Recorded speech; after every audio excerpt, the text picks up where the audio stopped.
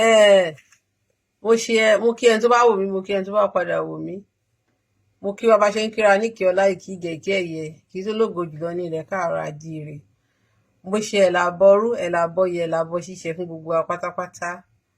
Èsì ọ̀rọ̀ fún ìwọ Akeem onígèlè. Akeem onígèlè. Ṣé o mọ̀ pé wọ́n sọ pé èéfín nìwà apẹ̀rẹ̀ òdẹ̀ kò lè bo èéfín kó má rùyẹ jáde. Yes, àṣírí gbogbo ẹ̀yin ọmọ Fúlàní tẹ́ bá wá ń ṣe Yorùbá nation, àṣírí yín máa tún kọ̀ọ̀kan. Bẹ́ẹ̀ ni ẹ̀yin ọmọ Mali, torí pé o ò ní identity ojúlówó ọmọ káàárọ̀ àjíire. Gèlè tó ń wé yẹn ó ti proof ẹ pé Mali ló ti wá. Ẹ fi ancient culture yín òun lẹ̀ ń try láti tà fáwọn èèyàn. Yes, ó wọ̀ pé ilé kéwu yín gbogbo àwọn ọmọ kékeré lẹ wé gèlè sí wọn lórí, lẹ wé gèlè bàǹbà lé wọn lórí. Ó dẹ̀ máa ń bá àwọn Mali, àwọn ará Senegal tó wà ní Ìlọrin ẹjọ́ máa ń ṣe pọ̀ ń gbọ́ gbogbo Yorùbá nation yẹn. Àgbà yẹn mo ti ń fura sí ẹ pé ara Mali ni ẹ, pé o kì í ṣe ojúlówó ọmọ káàárọ̀ àjíire. Nǹkan tó bá jójúlówó ọmọ káàárọ̀ àjíire ni ẹ, o ò ní lanu ẹ gbàgà kó máa sọ pé ọmọ àlè lọ̀rúnmìlà, kó wá máa gbé ògo Arab man tí ò jọ tó ò look like, kó máa gbé ògo ẹ̀jẹ̀ ògo ẹ̀gá torí àtẹnujẹ, kó máa pa ìtàn kítàn wípé Òṣùmàrè òun ló bá ìyá Ọ̀rúnmìlà sùn, tí Ọ̀rúnmìlà wá sọ̀rọ̀ ó wá ló wà lórí Google. Anybody can write anything on Google. Yes, anybody ó lè kọ nǹkan tó wù sórí Google. Ẹ̀yin Muslim gan lè lọ sórí Google kó sọra ẹ ní kó sọ pé ó jẹ́ olúwo. Àìmọye àwọn scammer tí wọ́n ń lo kíní àwọn bàbá wa, tí wọ́n ń lo tó máa lọ sí péjì tó máa lo orúkọ àwọn bàbá yẹn tó máa sọ pé àwọn àgbáwo yẹn tó fi sí Facebook page. So ẹ̀yin tẹ́ fẹ́ ṣe mọ̀nàfìkì náà gbà tẹ́ rí pé Allah yín ti cast, ẹ rí pé Allah ti cast, torí gbogbo wa àṣírí Allah ti padà tú at last. Ó pẹ́ ta ti ń sọ náà fún yín pálá òfin ṣe Olódùmarè, ṣùgbọ́n ẹ gbà, ṣùgbọ́n a ti gbé proof jáde. Àwọn ọmọ Allah gan ti gbé proof Allah jáde pé bàbá àwọn o ìwìn ni, pé ìwìn táwọn bàbá ti yí tí wọ́n fi tàn wá jẹ pé òun lọ́lọ́run ọba. Ìwọ wá tún sọ kátàkátà onítorí pé Ọ̀rúnmìlà jọmọ àlè ẹ lè gba Ọ̀rúnmìlà, tí ìwà ṣe pé o gọ̀ o fọwọ́ họra o ní Ọ̀rúnmìlà jọmọ àlè. Ṣẹ́kẹ̀ okùn tí mo ń jẹ́ Ọ̀rúnmìlà ló ń jẹ́ bẹ́ẹ̀. Bẹ́ẹ̀ ni Ọlọ́wọ̀ ọmọ Ọ̀rúnmìlà ni, Èwu ilé Adó ọmọ Ọ̀rúnmìlà ni, Ọwá ọ̀rọ̀gún àga alára àjèrò ọmọ Ọ̀rúnmìlà ni gbogbo wọn. Ọmọ 16 tó Ọ̀rúnmìlà bí ọba ni wọ́n, ọba ni wọ́n. Ìwọ wá ń sọ ṣé tí àwọn tó ń tú Kùránì yẹn pé a kò lè rán òjíṣẹ́ kan pé àfi èdè ẹ̀, ṣé wọ́n rò pé Allah ló sọ? Òjíṣẹ́ kan tí Allah rán ni Muhammad. Òjíṣẹ́ kan tó rán Muhammad pa irọ́ fún àwọn Júù ní pé Allah òun náà ni God àwọn Júù tó ń ṣe kinní. Kí ló dé táwọn Júù ò ṣe máa kọjú sí Kaaba? Allah àti Muhammad ni wọ́n jọ ránra wọn iṣẹ́. Allah ò tó bàtà Ọ̀rúnmìlà, Allah yín kò tó bàtà Ọ̀rúnmìlà. Ifá sọ pé Ọ̀rúnmìlà wọ bàtà idẹ, Ọlọ́run bàtà idẹ, Ọ̀rúnmìlà adé idẹ. Ó mọ nǹkan tó ń pè ládé idẹ ni, ó mọ nǹkan tó ń pè ní adé idẹ. Idẹ ni brass, pure brass tó máa ń dàbí gold. Bẹ́ẹ̀ ni wọ́n ń pe Ọ̀rúnmìlà ní olódó idẹ, ṣẹ́kẹ̀ okùn olódó idẹ. Wọ́n ń pè ní aládé idẹ, ẹni tó ní odó idẹ. Idẹ brass tó fi odó tó fi ṣe odó tó tún fi brass ṣe adé orí. Yes, òyìn tó máa ń pe Aṣíwájú Ahmed Tinubu ní Àkànbí ọmọ olódó idẹ. Bó ló rò pé orúkì yẹn ti wá? Ọ̀rúnmìlà ló lóríkì yẹn. Ó wá ń sọ pé wípé kátẹ̀ wá ní pé lóòótọ́ ni Ọ̀rúnmìlà náà rán sí wa, Muhammad lòjíṣẹ́ ìkẹyìn fún ta ni?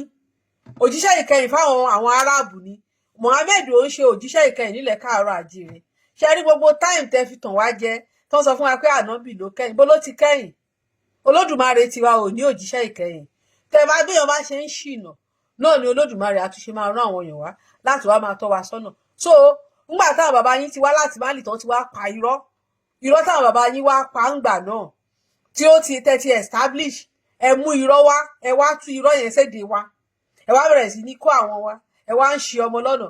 Òun ni ọmọ kan tí ò tí ì mọyàn, tí ò tí ì gbẹnu kúrò lọ́yàn ló ń sọ pé bọ̀dá Ṣàngó, bọ̀dá Ògún, bọ̀dá àǹtí Ọ̀ṣun, ọmọ òpònú tó jẹ́ pé àwọn ìyá ńlá òun ló wá sọ di bọ̀dá lórí íńtánẹ́ẹ̀tì.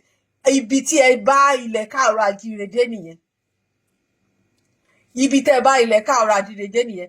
Torí àwọn bàbá titi yín wọn ò kì í build civilization, wọ́n máa ń destroy civilization ni, wọ́n máa ń ba civilization jẹ́. Gbogbo iṣẹ́ rere t'Ọ̀rúnmìlà ṣe ẹ wá fẹ́ bà á jẹ́, ẹ wá ń fi oríkì àwọn nǹkan t'Ọ̀rúnmìlà ń create ẹ wá fi ń pe ànábì. Ṣé ànábì mọ orúkọ Ọlọ́run débi pé tó máa fi dòjíṣẹ́ Ọlọ́run? Orúkọ tí ò dárí ló wá dòjíṣẹ́ ẹ̀, kò mọ oríkì Ọlọ́run. 99 lórúkọ Allah, 99 lórúkọ Allah.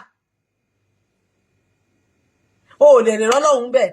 Bàbá kan tó sọ kọ́tọkọ́tọ tó ní pé ànábì Idris ló sọ pé Allahu yẹn òun ni wọn mọ̀ pé tán pè lọ́lọ́run. Báwo ni Allahu ṣe di Allah? Allah ìlà lórúkọ Allah ń jẹ́, hàlì tán fi mọ òun ló fi di kìíní. Báwo ni ìlà ṣe di Allahu? Àwọn irọ́ ń gorí irọ́. Èjì ògbè ó ní irọ́ gorí irọ́ pin, ó ní irọ́ máa gorí irọ́ máa dópin. Irọ́ yẹn ti cast báyìí, irọ́ yẹn ti cast. Tó lè yẹ kẹ́ accept reality. Látijọ́ tí ẹ̀gbọ́n yín Rasheed tó ti ń bú gbogbo àwọn baba ńlá wa, ó ṣe ṣóòkó correct ẹ̀ pé àwọn ọba aládé o ṣé o pé wọ́n gan sọ pé oní kí Rasheed o oní kó take it easy pé díẹ̀ lẹ́ máa pàṣẹ ṣe rẹ́, díẹ̀ lẹ́ máa pàṣẹ ṣe rẹ́, bó lè má ṣe generation pé sórí generation tó ń bọ̀ gan Islam á ti di nǹkan ìtàn. Ẹnu ẹ ló fi sọ. Fídíò yẹn wọ́n á lọ wá, màá lọ wá fídíò yẹn, màá dẹ̀ play ẹ̀. Ẹnu ẹ ló fi sọ ńgbà náà. Ìṣẹ̀ṣe tẹ́ fẹ́ parẹ́ díẹ̀ àwa ò wá pa Islam fúnra ẹ̀ ló máa kẹ́rù ẹ̀ tó máa lọ nígbà tó rí everybody bá ti pé tán ti mọ̀ pé ìwìn ni Allah. Ṣé o tẹ́lẹ̀ mo tẹ́ fi Allah wé ìrókò ẹ̀dá ni, ṣùgbọ́n tó sọ fún Olódùmarè pé inú igi lòun fẹ́ máa gbé, òjíṣẹ́ Olódùmarè náà dẹ̀ pé. Ṣùgbọ́n ìwìn ni Allah, a dẹ̀ ti rí bí Allah ṣe rí pé ìwìn ni. Ọ̀rúnmìlà dẹ̀ sọ fún wa pé ìwìn l'Olódùmarè. Àwọn ọ̀rúnmọlẹ̀ wa, àwọn irinwó ọ̀run tó mọ ilẹ̀, àwọn ló ń jẹ́ ọ̀run tó mọlẹ̀. Wọ́n sọ fún wa pé Ọlọ́run tàwọn o, ipe ìwìn ni o. So ńgbà tí àwọn bàbá yín gbé ìwìn wá fún wa, tó wá sọ fún wa pé ìwìn òun ni Olódùmarè. Tí àwọn bàbá wa tí ò ní àní information gbà yẹn, it's easy to deceive people. But a ti wà ní age of information sí. A ti wà ní age of information, so ẹ lè tàn wá mọ́. Ojú ti là. Bẹ́ẹ̀ ni àwa ò dẹ̀ sí ìwìn yín mọ́. Ìwìn a ò sí ìwìn yín mọ́. Ṣé tipa ní ká máa sí ìwìn yín ni? Àti ìwìn yín àtòjíṣẹ́ ẹ̀ a ò sí kankan mọ́. A ò sí kankan mọ́. Bẹ́ẹ̀ ni a sí ìwìn mọ́. A sí mọ́. A sí ìwìn. Ìwìn ló lè máa sọ pé ẹni tí ò bá sìn òun pé kí wọ́n pa á, bó ṣe kọ sínú ìwé ìtàn gbé wá, torí pé kò mọ̀ nípa bó ṣe dá èèyàn, so ẹ̀mí èèyàn ò nítumọ̀ sí. Ìwọ wá ń sọ pé tó bá sọ pé Ọlọ́run rán yàn iṣẹ́, kì í ṣe Allah ò lè rán, kò sẹ́ni tó kò lè rán àwọn òjíṣẹ́ wa níṣẹ́, kò lè rán kankan wọ́n ló fẹ́ rán wọn iṣẹ́. Ìwìn á máa rán àwọn irúnmọlẹ̀ iṣẹ́. Irúnmọlẹ̀ ló lẹ́sìn tó Olódùmarè lọ́dọ̀ tiwa, lẹ́yìn Olódùmarè irúnmọlẹ̀ ló kàn. So ìwìn á máa rán àwọn kìíníṣẹ́.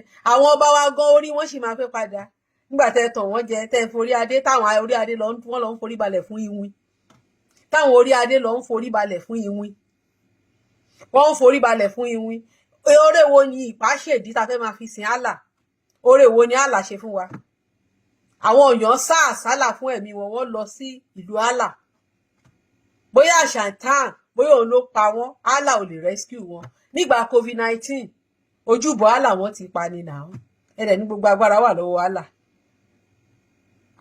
this is reality. Àwa ò kì í ṣèwé là ń treat báyìí, practical là ń sọ ń sìn. Practical ni gbogbo bẹ́ẹ̀ ṣe ròyìn Allah, gbogbo iná Allah, ara Allah kò kọjá núwèé, àwọn òrìbí tí Allah ti sán ara, àríbí tí Allah ti ṣe nǹkan kan. So àfá Akeem, ó ti identify ara ẹ pé Fúlàní, pé you are Fúlàní ni ẹ tó ti pẹ́. Bẹ́ẹ̀ ni òun ló jẹ́ kó máa fi ẹnu ẹ kó máa fi yẹ̀yẹ́ Ọ̀rúnmìlà tó wá ń sọ Ọ̀rúnmìlà ti níyì. Bẹ́ẹ̀ ni gàrí ó ló yọ bí ọ̀rọ̀ Wàsíù, àpọ́nlé ni ṣúgà ń jẹ́, ó ti ládùn tẹ́lẹ̀ o. Gbogbo ẹni tó ń ṣe ifá ní gbogbo ayé wá ní Ọ̀rúnmìlà bàbá ifá, ìwọ wá ń sọ ọ̀rọ̀ kọ̀rọ̀ lẹ́nu. Mi ò ní ọ̀pọ̀ ọ̀rọ̀ láti bá ẹ sọ. Mo dúpẹ́ bó ṣe identify ara ẹ tó ti jẹ́ ká mọ orí èèyàn tó jẹ́. Yes, pé gbogbo Yorùbá nation tó ló ń ṣe gan irọ́ ló ń pa, torí Fúlàní nìyẹn. Torí ó mọ̀ pé tá bá ti gbà á, ẹ ti cast nìyẹn. Allah yín ti cast, ó dẹ̀ ti cast forever. Yes, Allah ti cast, kò sí nǹkan tẹ́ lè ṣe sí.